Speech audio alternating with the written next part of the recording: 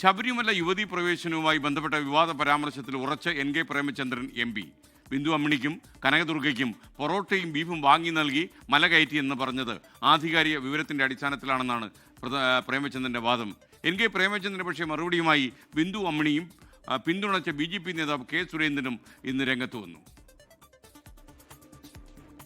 പാലായിലെ ഗസ്റ്റ് ഹൗസിൽ കൊണ്ടുവന്ന ബീഫും പൊറോട്ടയും വാങ്ങിക്കൊടുത്ത് വിശ്വാസത്തെ വികലമാക്കി. അതിനുശേഷമാണ് പോലീസ് വാനിൽ ആരും കാണാതെ വാഹനത്തിൽ കിടത്തി പമ്പയിൽ കൊണ്ടുവന്നതിന് ശേഷം മലചവിട്ടാൻ കൊണ്ടുപോയത്. കോൺഗ്രസിന്റെ സംരക്ഷണ യാത്രയുടെ സമാപന സമ്മേളനത്തിൽ പന്തളത്ത് എൻ കെ പ്രേമചന്ദ്രന്റെ പ്രസംഗത്തിലെ പരാമർശമാണ് വിവാദമായത്.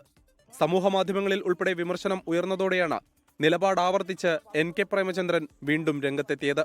ബീഫ് വിഷയമാക്കിയാലുണ്ടാകുന്ന വർഗീയ ധ്രുവീകരണം പ്രേമചന്ദ്രന് വ്യക്തമായി അറിയാമെന്ന ബിന്ദു അമ്മിണിയുടെ മറുപടി. കൃത്യമായ വർഗീയ ധ്രുവീകരണം ഉണ്ടാക്കാൻ വേണ്ടി മാത്രമാണ് അയാൾ ഇത് ചെയ്തിട്ടുള്ളത്. എൻ കെ പ്രേമചന്ദ്രന്റെ ആരോപണത്തിന് പിന്തുണയുമായി BJP നേതാവ് കെ സുരേന്ദ്രൻ രംഗത്തെത്തി. സർക്കാർ സ്പോൺസർ ചെയ്തിട്ട് തന്നെയാണ് അവിടെ കൊണ്ടുപോയത്.